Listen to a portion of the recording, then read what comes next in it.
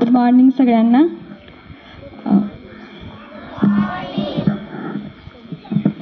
जागतिक महिला दिनाच्या सगळ्यांना माझ्याकडून खूप खूप शुभेच्छा. तसं मी काही प्रिपेअर करून नाही आले बोलायला, तरी पण या स्टेजवर बोलायची खूप जास्त सवय आहे मला, कारण ही शाळा म्हणजे माझ्या पायांना, माझ्या पंखांना एक प्रोत्साहन देणारी शाळा आहे. त्याच्यामुळे हे स्टेज जे पहिलं स्टेज आहे ज्याच्यावर मी उभं राहून बोलायला शिकले, माझ्यामध्ये धाडस भरलं आणि एवढ्या पुढे मी जाऊ शकले या शाळेमुळे. कारण इथेच माझ्यामध्ये जी करेज असतं, पुढे जायचं धाडस असतं, ते इथून भरत गेलं माझ्यामध्ये. त्यामुळे ही शाळा माझ्यासाठी मी खूप नशीबवान मानते स्वतःला की मी या शाळेत शिकले.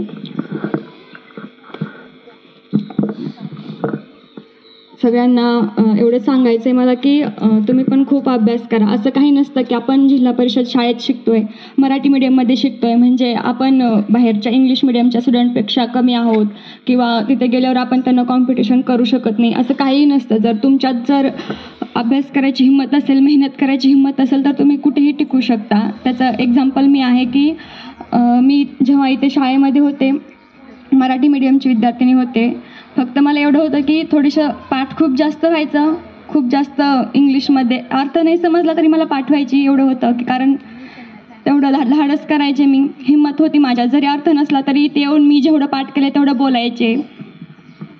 त्यानंतर मी उपळीला शाळेत गेले, तिथे पण चांगल्यापैकी मराठीच होती मला, तिथे पण इंग्लिश मिडियम काही नव्हती.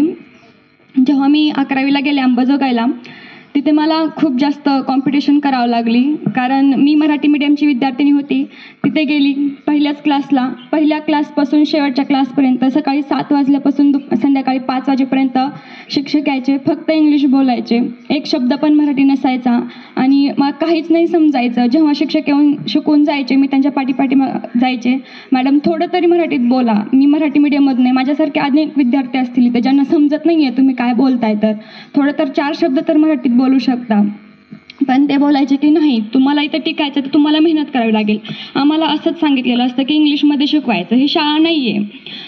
मग तिथून पुढे मी शब्दपाठ करायला सुरुवात केली. 11वीला जेव्हा लोक तिथले इंग्लिश स्कूलचे विद्यार्थी होते, सेमी इंग्लिशचे होते, ते वाचून त्यांना समजायचं, सगळं कळायचं, ते उत्तरं द्यायचे, त्यावेळेस मी डिक्शनरी आणली इंग्लिशची.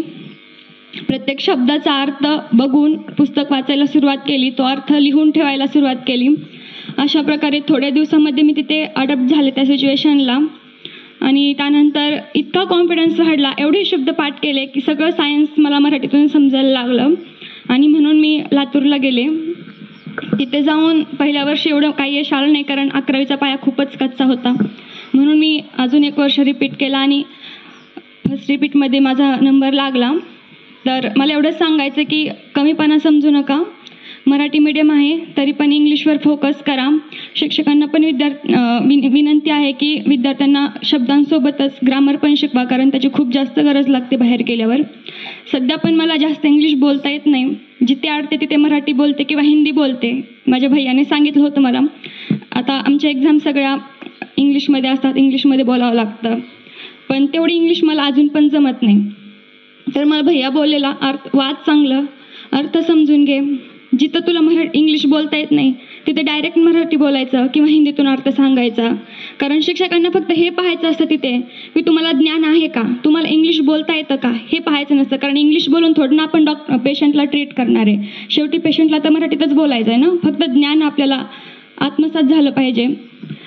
आणि त्यामुळे त्याच्या मार्गदर्शनानुसार